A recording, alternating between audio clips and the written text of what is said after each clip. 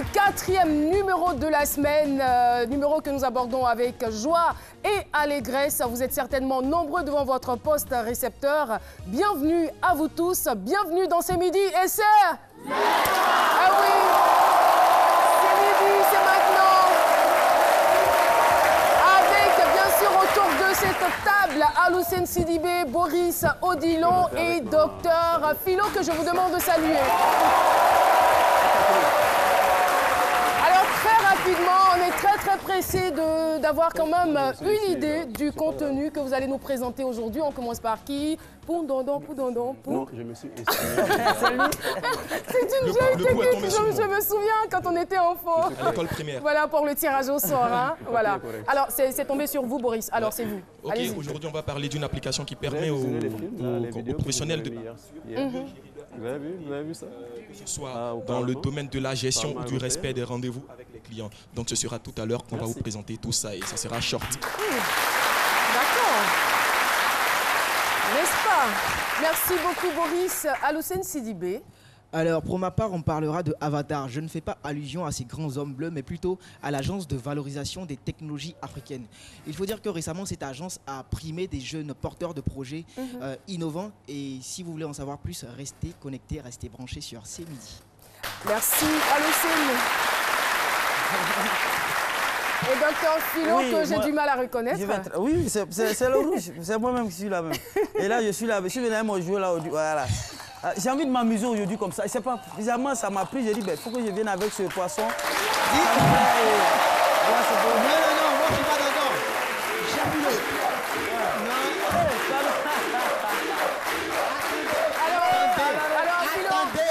Non, moi je suis pas d'accord. Attendez. Non, attends, j'ai une question quand même à lui poser. Alors, Philo, qu'est-ce que ça vous fait de voir ce poisson nager hors de l'eau? Pile la main est presque finie. Mais sinon, ça file que ça, la main, pile est presque finie. Donc, non, mais juste à Oui, en fait, c'est le jouet à sa fille, à Katana.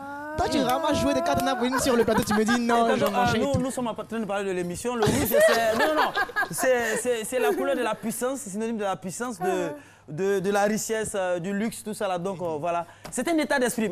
Je joue avec ça, ça dit, mais je ne suis pas un enfant, mais c'est dans la tête au fait. Je suis venu d'esprit, mais c'est dans la tête. Donc ça n'a rien à voir avec ce que ce monsieur est en train de dire. Nous pouvons donner le thème et puis nous allons pour l'émission. Merci beaucoup. Rapidement. Merci. Eh oui. Nous allons aujourd'hui nous intéresser à une discipline très ancienne qui tire ses origines en Inde. Il s'agit du yoga, vous en avez certainement entendu parler. Thème du jour, on retrouve tout de suite Docteur Philo.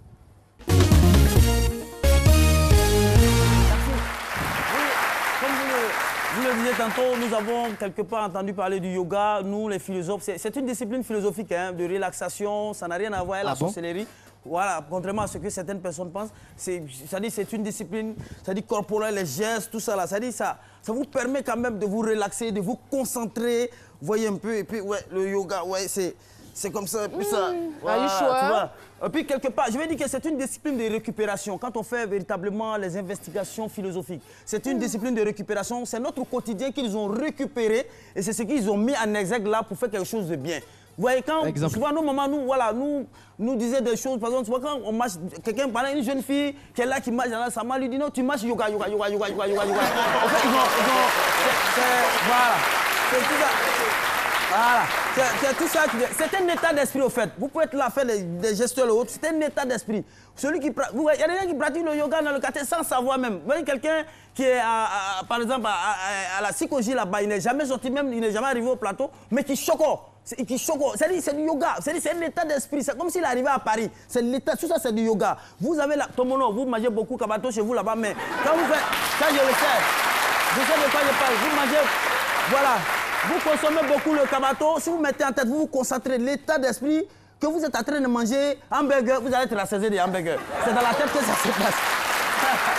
Et pour clore mes propos, je dirais que le yoga, bon, s'ils sont là, ils vont venir sur nos plateaux pour faire la démonstration. Maintenant, s'ils veulent aller peut-être dans nos hameaux les plus proches pour répandre cette discipline. C'est pas les plus reculés. Non, hein? les plus proches, parce que voilà, quand il pleut comme ça, il faut être proche, c'est encore mieux. Et donc, dans nos hameaux les plus proches, pour répandre cette discipline, ça va être difficile. Parce que moi, je pense que ce genre de discipline, c'est quand tu es un peu à l'aise dans la tête, tu le fais. Moi, quelqu'un, Gwenta, Kwembli, Adjoufou. Et depuis ma tête, après, c'est toi, tu vas relaxer où? Imaginez un seul instant, quelqu'un qui est. Ah! C'est ça. C'est difficile. Vous êtes libre dans la tête. Imaginez un seul instant, vous êtes couché chez vous à la maison, vous faites la grasse matinée, et puis vous êtes en train de rêver que votre femme est dans le même lit que le voisin. Vous vous rêvez, vous sortez, vous voyez le voisin en train de rire aux éclats avec votre épouse. Yoga peut régler ça là. Yoga peut pas régler. Donc. Merci beaucoup. Espérons que ça ne vous arrive jamais. Espérons que cela ne vous arrive jamais. Non, moi c'est des exemples que je donne. Moi, ça m'arrive. Merci infiniment. On va partir donc pour le micro-trottoir. Et la question est la suivante. Que savez-vous du yoga? Le yoga, je crois que c'est un truc de concentration pour certains et d'autres, la prière aussi. Le yoga, on peut dire que c'est un truc de concentration. J'ai aucune idée du yoga. Au fait, c'est maintenant que vous m'apprenez cela. En ce qui concerne le yoga, je n'ai pas tout d'informations. Bon, moi, je pense que le yoga, c'est un exercice spirituel qui vient de la Chine, qui permet de méditer. Apparemment, ça m'a l'air spirituel. Voilà. Mais on a aussi l'impression que c'est du sport. Alors, je vois pas mal de personnes faire ça, mais j'ai plutôt l'impression que c'est un mouvement spirituel.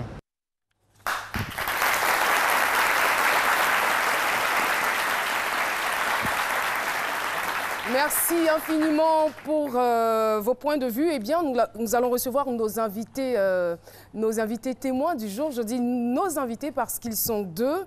Il y a une dame, son nom c'est Lina Fakri, que je vous demande d'applaudir. Lina Fakri. Lina Fakri et bien sûr Monsieur Ouedraogo Jacques.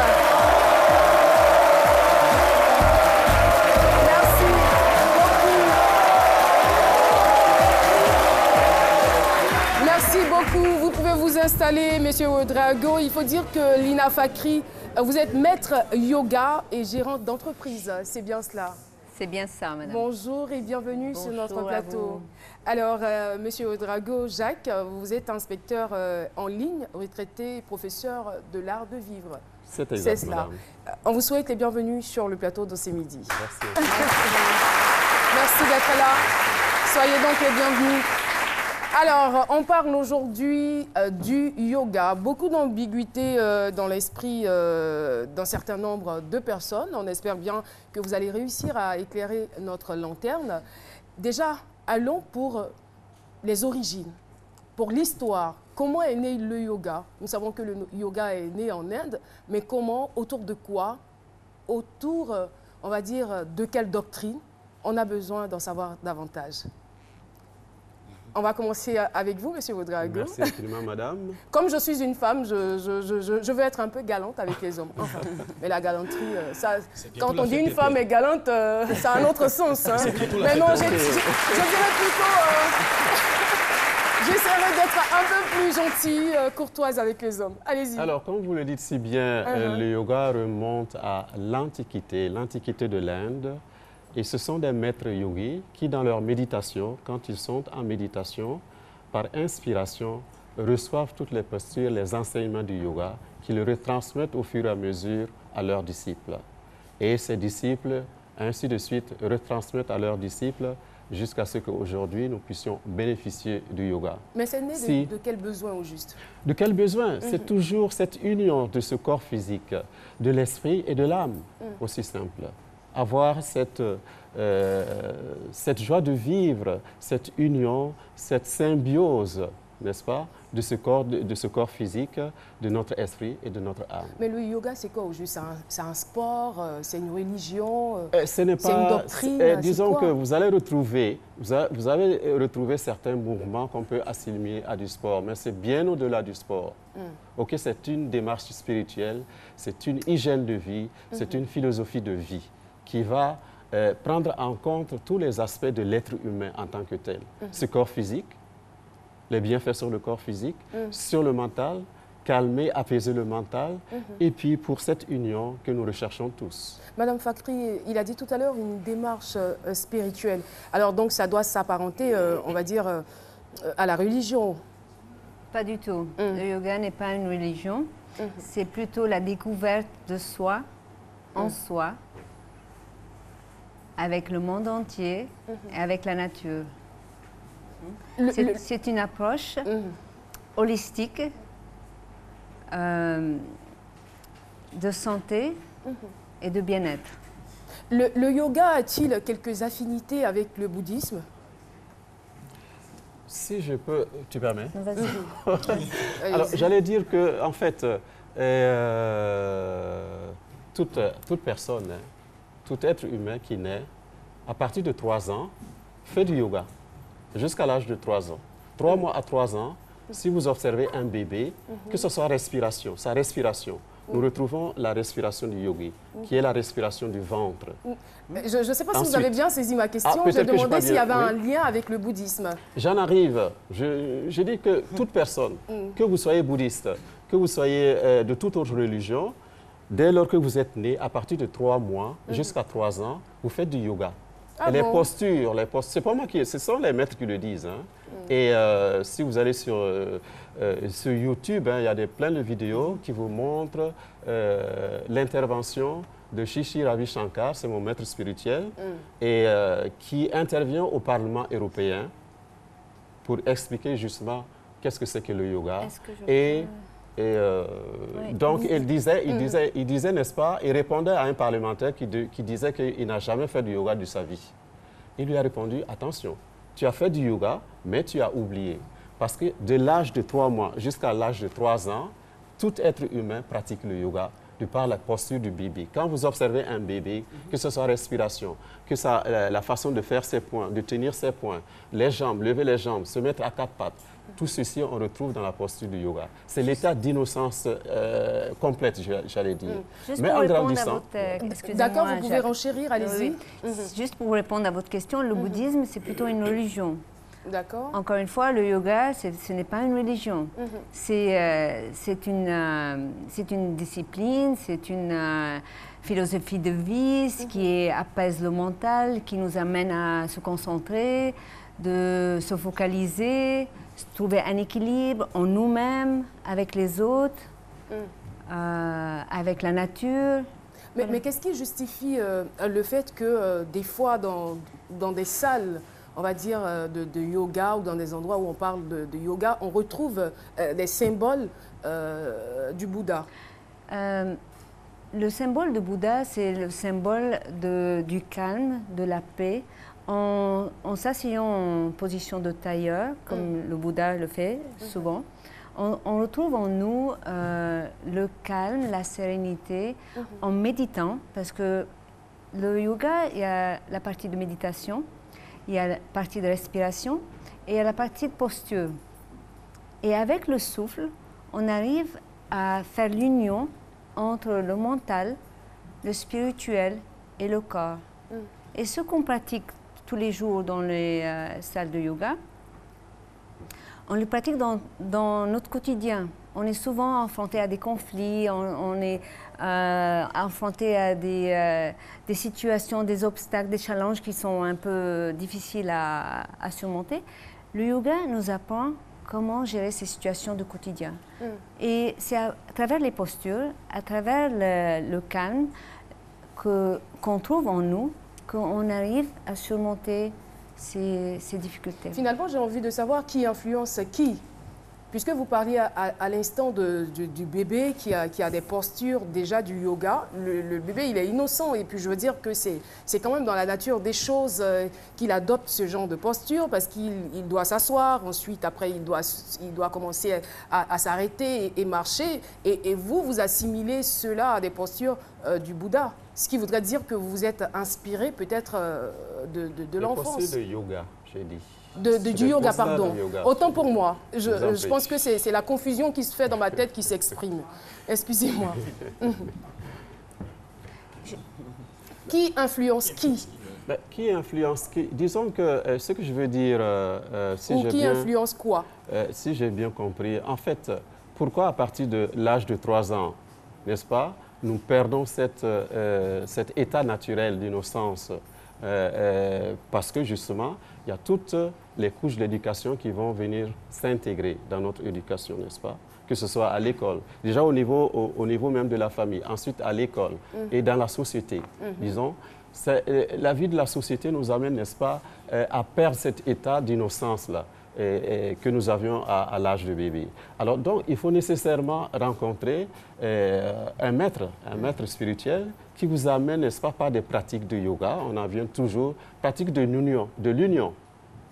Cette union qui a été, n'est-ce pas, disloquée par le mode de vie actuel. Il faut courir pour chercher à manger, il faut courir pour chercher à s'habiller. Disons que cela nous amène hors de nous, alors que le yoga, c'est s'intérioriser. Peut-être pour expliquer un peu plus, j'ai quelques questions peut-être à vous poser ou à l'audience.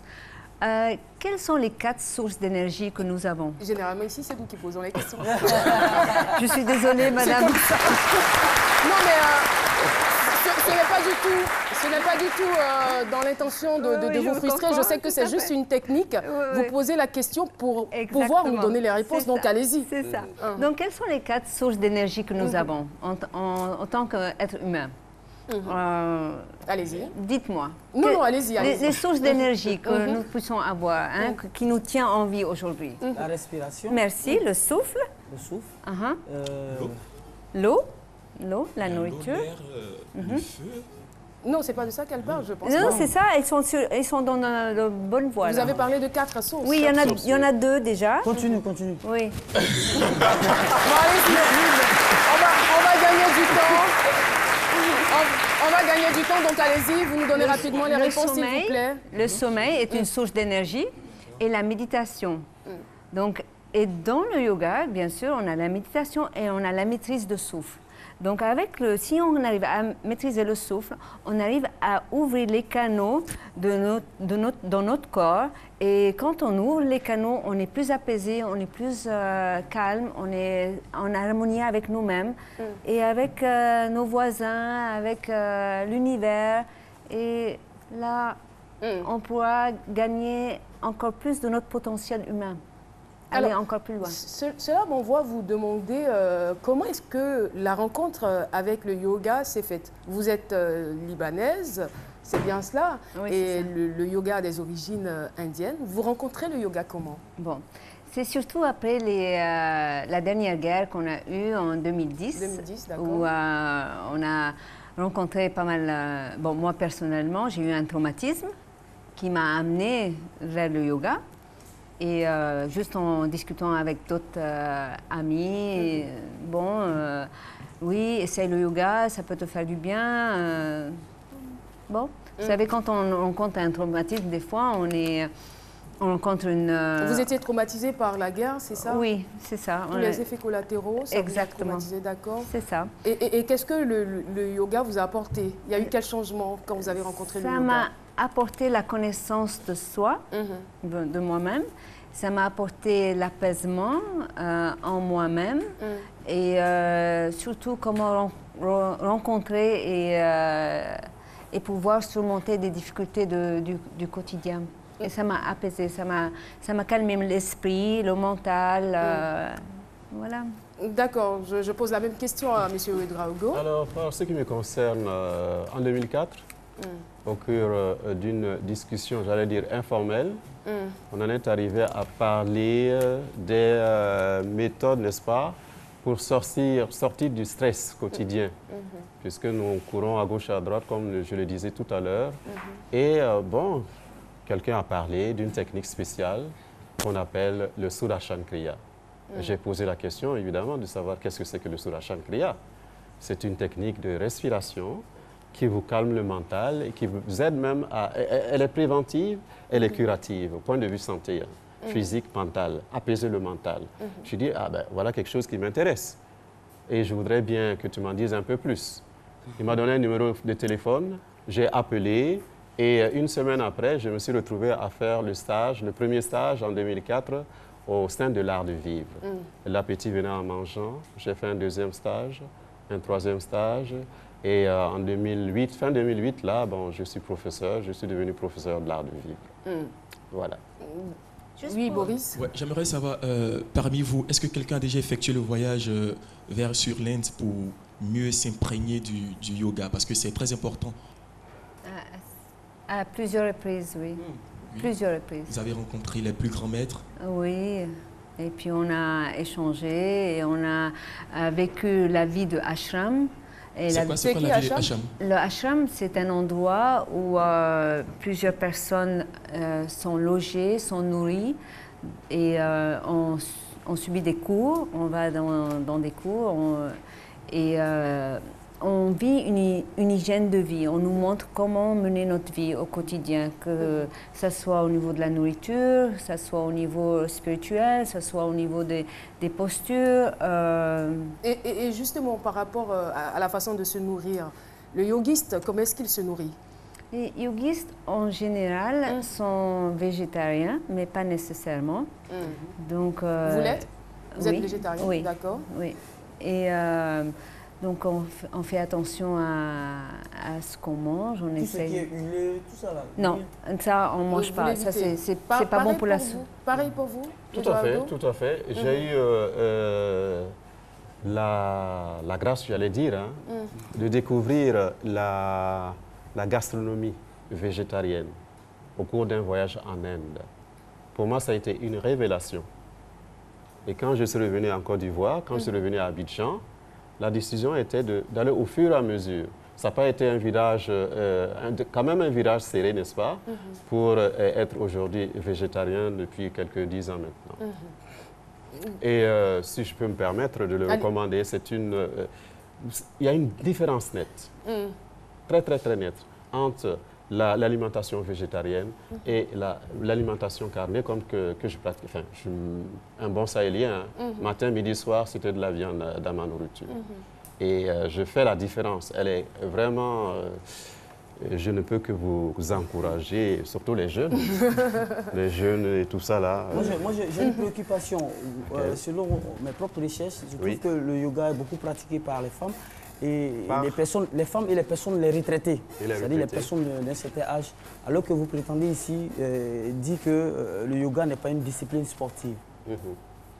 Alors que généralement, on se dit ce genre de truc-là, bon, puisque c'est les personnes âgées, donc je dis ils font ça quand même pour mettre les muscles encore. Juste un petit aspect du yoga, l'aspect posture, l'aspect sport, là, ce n'est qu'une partie infime du yoga. Personnellement, quand je faisais ma formation, alors, nous étions 54. La plus petite avait 21 ans. Et l'aîné devinait à peu près quel âge? La formation ici? Non. Je l'ai faite en Allemagne. J'ai fait la formation. Ils ne font pas du yoga, ils ne peuvent pas savoir. Je me dis, en Allemagne, la population est plus âgée, donc c'est peut-être 80 ans. À peu près quel âge l'aîné de la promotion 80 ans. Avait? Combien? 80 ans. Plus de 100 ans? 80 ans. Ouais. Vous êtes un devin. Voilà, parce que les Allemands, ils vivent... Vous êtes un devin parce qu'effectivement... On doit m'applaudir pour ça. La plus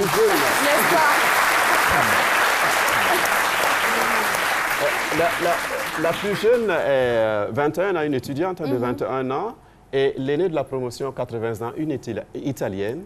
Une Italienne. Ça veut dire que le yoga s'adresse à toute l'assistance. D'accord. Alors, on va passer... On va passer tout à l'heure au volet de la démonstration, mais en même temps, je voudrais me référer à une religion. Selon les Saintes Écritures, il est dit « Soyez remplis du Saint-Esprit ». Ça, c'est ce qui concerne les chrétiens. Alors vous dites que vous n'êtes pas religieux, mais quand même, vous avez une certaine spiritualité. Et lorsque vous faites la méditation, il y a ce que vous appelez la technique du vide. Alors, j'ai envie de savoir, lorsque vous faites le vide, qu'est-ce qui prend la place? Rien. Qu'est-ce que nous...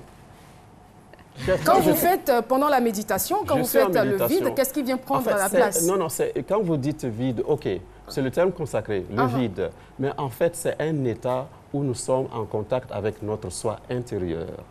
Déjà, pour commencer à faire le vide ou la méditation, on commence avec le son Om. Om, qui veut dire le son de l'univers, le son de la nature. Et en amenant la nature en nous-mêmes, on commence à se vider mentalement et spirituellement. D'accord, on va vous donner l'occasion peut-être de faire ce son Om là. dans la démonstration. Allez-y. Pour ceux qui n'ont jamais vu, ils auront quand même une idée de ce que c'est.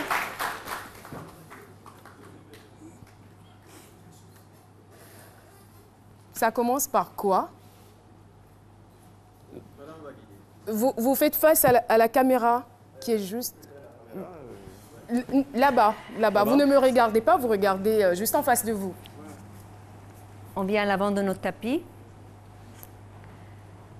J'inspire, les bras vers le ciel. J'expire, les mains en prière sur mon cœur. J'inspire pour le son de l'univers, Om. On inspire ensemble. Om.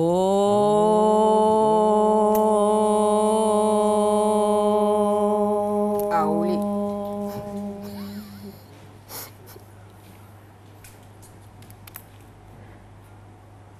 Je me connecte avec mon souffle.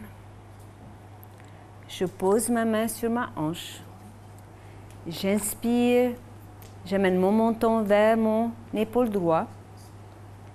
J'expire, le menton vers le milieu. J'inspire, le menton vers l'épaule gauche. J'expire, le menton vers mon cœur. J'inspire, le menton vers le ciel. J'expire, le menton vers mon cœur. J'inspire, je commence avec la rotation de mon épaule vers l'arrière. J'inspire, je change de côté. On peut leur parler pendant ce temps. Monsieur Ouédraogo? Je vous écoute. Alors, je veux savoir, ce qu'elle est en train de dire, c'est des incantations, c'est quoi? Vers le ciel. Inspirez. D'accord. J'inspire. J'expire, j'allonge les bras vers l'avant. Je vais inspirer l'air. J'inspire le nombril qui embrasse ma colonne coxale. Mais il faut absolument le dire, on ne peut pas le faire directement. Les pieds on peut le faire directement également. sont espace de mes épaules. J'inspire, je descends. Ah, d'accord. Je me pose dans ma petite chaise en inspirant, expirant, en retrouvant le souffle en moi. J'inspire, j'expire. J'inspire, je pose la main de chaque côté de mon pied et je pose ma hanche sur le sol en allongeant mes jambes. Je suis dans la position de chat. Les hanches sont bien alignées avec mon genou, mon épaule bien alignée avec mon coude et mon poignet, mon nombril qui embrasse la colonne coxyle qui est bien rentrée. J'inspire, je creuse le dos. J'expire, j'arrondis mon dos. J'inspire, je creuse. J'expire, j'arrondis, tout en gardant le sourire. J'inspire, je creuse. J'expire, j'arrondis. Et ça peut durer combien de temps? J'inspire, je pose les hanches sur le sol. Ça dépend du temps que vous vous consacrez. Et je suis ça peut durer toute en position de papillon. Ah non, pas toute une journée. Une demi-journée ou quelques heures? Même pas une demi-journée. D'accord. Une bonne demi-heure de pratique de yoga. Les épaules vers l'arrière.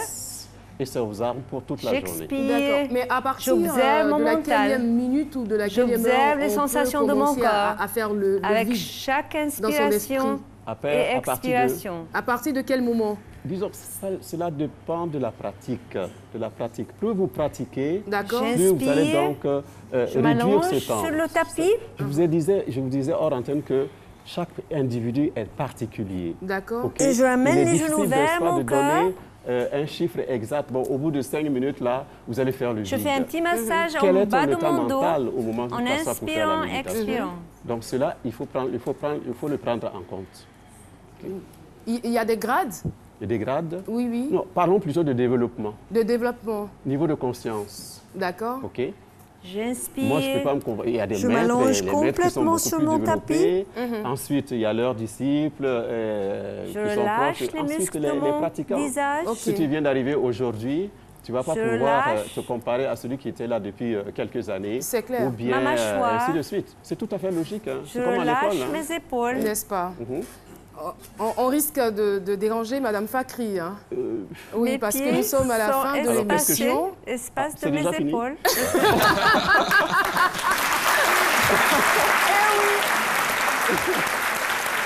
Et oui, c'est comme ça passe vite. Ok. C'est déjà fini.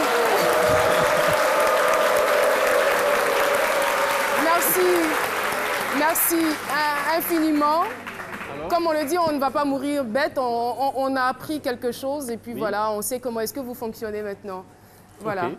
Vous avez un mot de fin, c'est cela?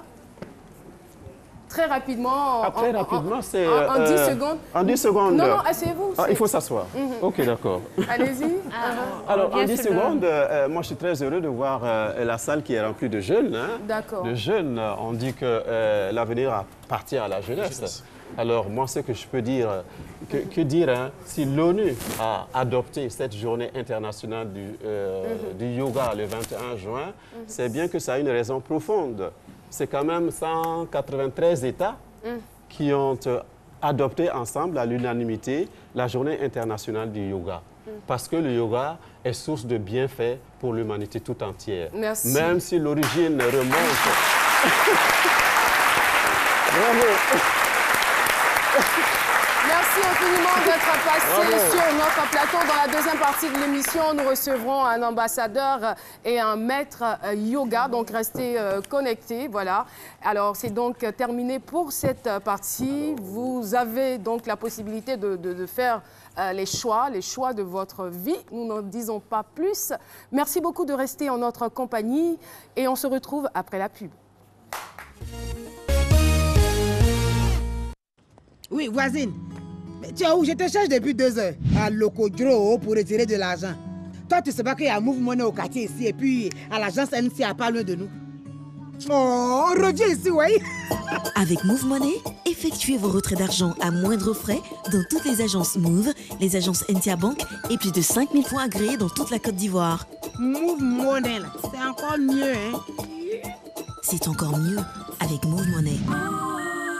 Move, no limit. Nous sommes donc de retour sur le plateau de ce midi. Merci d'être en notre compagnie en public. Choc!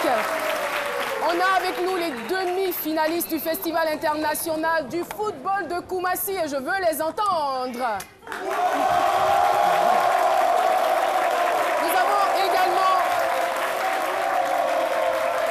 Nous avons également la jeunesse unie de Gowo. C'est bien cela, Gowo Zania. C'est bien cela.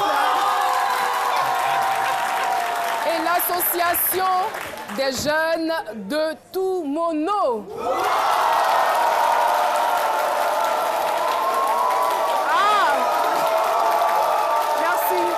Merci beaucoup. Toumono, c'est dans le département de Mankono, non? Là-bas, il y a beaucoup de personnes qui s'appellent Bakayoko. Hein? Ok. Merci beaucoup. Et retrouvons tout de suite Boris Odilon. C'est parti. Voilà. Caroline, comme je le disais d'entrée, aujourd'hui nous allons parler d'une application qui s'adresse aux professionnels du monde de la couture. Selon une enquête menée par les développeurs de cette application-là, seuls 2 ateliers de couture sur 50 arrivent à maîtriser leur gestion, leur comptabilité, à savoir combien est rentré, combien est sorti. Et les patrons des ateliers de couture n'arrivent pas à bien gérer leur personnel. Ils n'arrivent pas aussi à respecter les rendez-vous. Chacun de nous a une fois été victime du manque de respect des rendez-vous par son couturier. Et donc, des jeunes Ivoiriens, membres d'associations d'étudiants, ont décidé ensemble de réfléchir et de trouver une solution pratique et numérique qui permettra aux différents couturiers de Côte d'Ivoire et même d'Afrique de respecter les rendez-vous et de mieux gérer leur comptabilité. Et donc, cette application s'appelle Pro Couture. Vous pouvez la trouver dans le Google Store, dans le Play Store. Vous tapez Pro Couture, vous téléchargez votre application. Elle marche sans Internet. Une fois qu'elle est téléchargée, sans Internet, vous pouvez tout faire. Avec Pro Couture, qu'est-ce qu'on peut faire? Déjà, on sait que chez le couturier classique, il a un gros cahier là, un gros livre dans lequel il répertorie vos mesures, votre nom, prénom et tout. Aujourd'hui, avec des pagnes et qui colle là-dessus en plus. Avec Pro Couture, tout ça, c'est dépassé. On gagne en temps et en efficacité. Mais Éloi Sessou, il a déjà commencé à utiliser sa tablette. Hein. Ah, voilà. Voilà. C'est pour emmener tous les couturiers à la numérisation. Il fait les deux. Il a le gros livre et sa tablette. Et cette application aussi s'adresse aux IFEF. Vous êtes tellement pressé.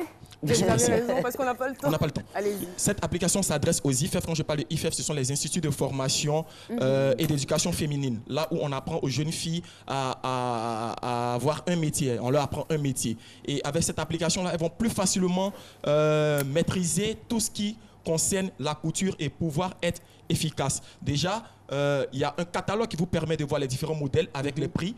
Lorsque le client vient, vous lui présentez ce catalogue-là numériquement, il choisit son modèle. En plus de cela, vous enregistrez tout ce qui est mesure et l'application vous permet de fixer la date du rendez-vous. Et 3 jours avant, l'application vous signale que à telle date, j'ai rendez-vous avec M. Al-Hussein Sidibé. Est-ce que son modèle, sa chemise, son pantalon, est-ce que c'est prêt? Je ne comprends pas. C'est l'application qui va terminer le travail ou bien? L'application ne termine pas. L'application ne termine pas le travail. Vous ouvrez une session client où vous mettez le nom, prénom et tout ce qu'il y a concernant votre client, la mesure, le modèle qu'il veut.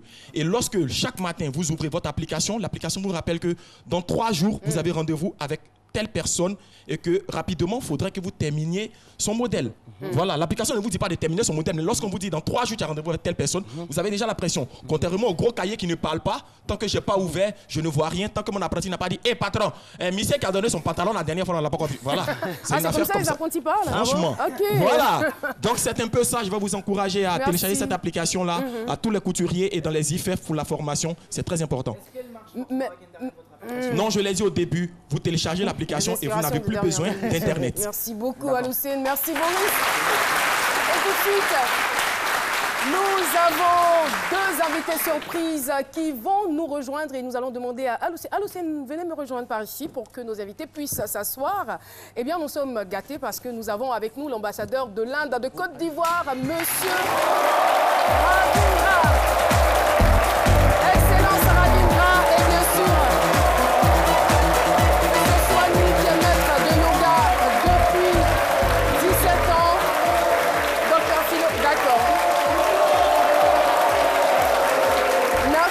Infiniment, Excellence Ravindra. En tout cas, on est très heureux de vous recevoir sur le plateau de ce midi. Bienvenue, c'est un honneur. Merci beaucoup. Bonjour. Mon français n'est pas très bon. Ah, mais on vous comprend, on vous perçoit très très bien. Cependant, je vais essayer de parler en français.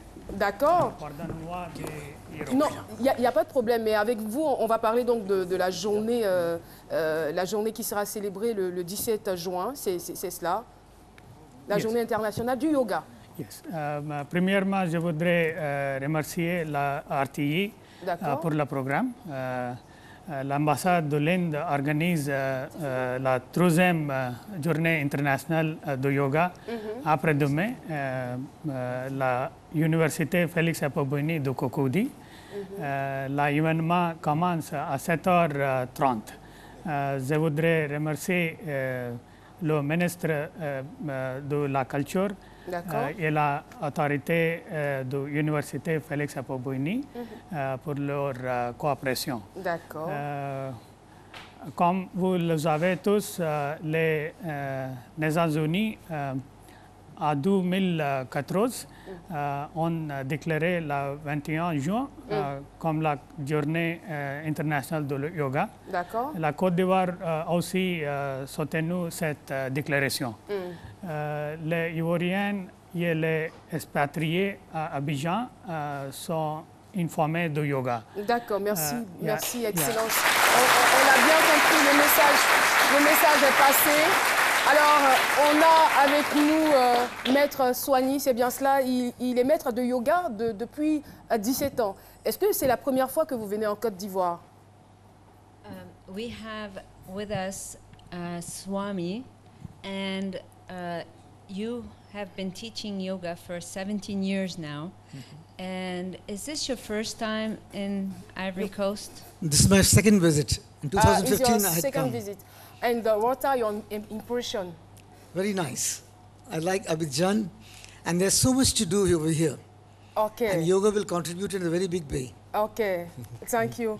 En tout cas, merci à vous d'être passé sur notre plateau. On retient que la date du 21 juin est donc la journée internationale du yoga. Et puis merci pour toutes les informations que vous nous avez données, Madame Fakri. Merci beaucoup, on vous a eu tout à l'heure. Très rapidement, vous avez un mot, je le sens dans vos yeux. Merci beaucoup de nous avoir reçus. Et notre but ici, c'est de partager le yoga avec le plus de monde possible. Merci. Merci à vous. Infiniment. Et puis nous saluons toute la communauté qui est ici en Côte d'Ivoire. Merci beaucoup d'être passé nous voir.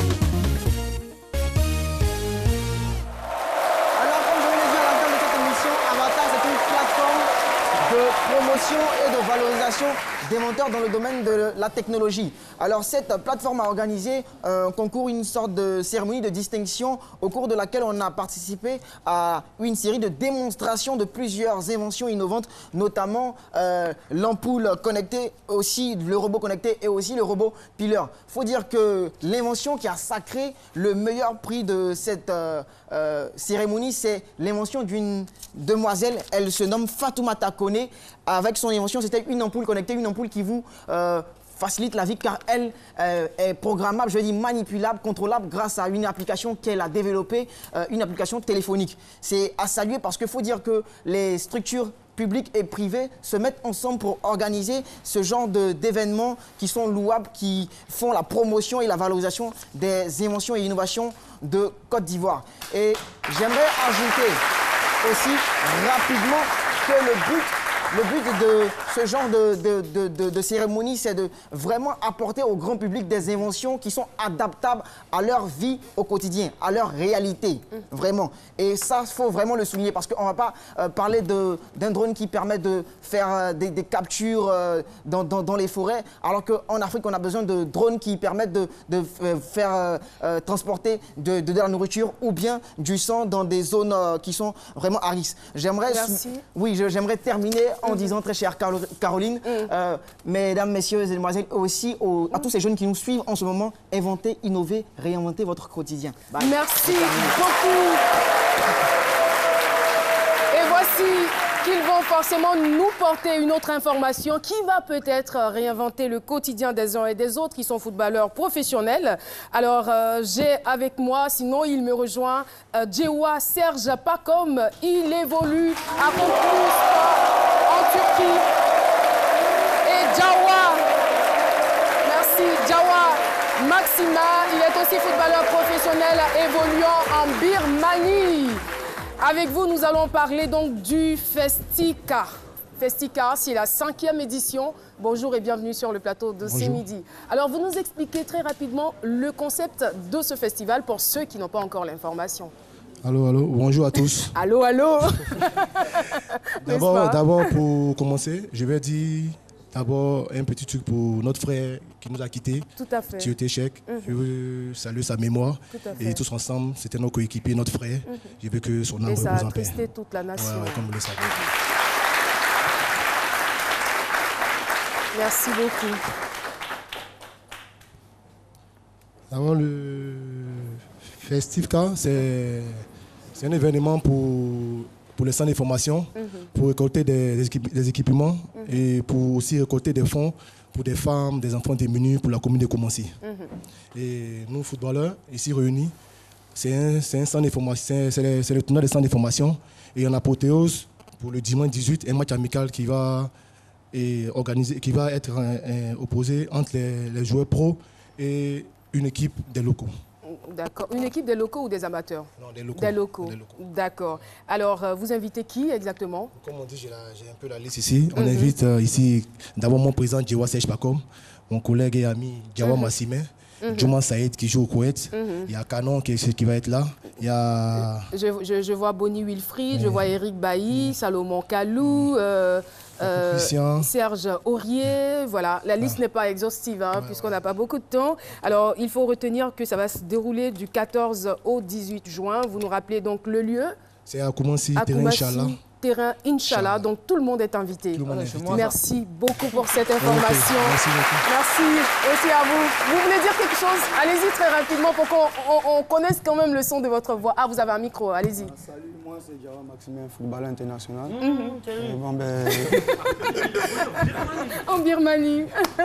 Bon, il n'y a pas trop grand chose à dire sur cette structure, puisque je ne m'y connais pas. Je suis juste un associé. Bon, vous êtes un associé. Ouais, donc mais quand même, vous prenez une part active quand même, c'est cela. Merci. Je me suis juste intégré dans ce groupe maintenant, puisque c'est un footballeur aussi professionnel. Et nous sommes là pour apporter notre soutien à cette structure. Donc, et voilà, il y a une musique qui passe. Merci à tout notre public qui est venu nous soutenir. Alors, vous avez bien envie que je cite encore les noms, mais je ne retrouve pas ma fiche. C'est pas bien grave, on y reviendra une autre fois. Tomono, d'accord. L'émission est terminée. Rendez-vous demain pour la finale avec une grosse tête. Merci de nous avoir suivis. Au revoir. Et voilà, donc l'émission est finie.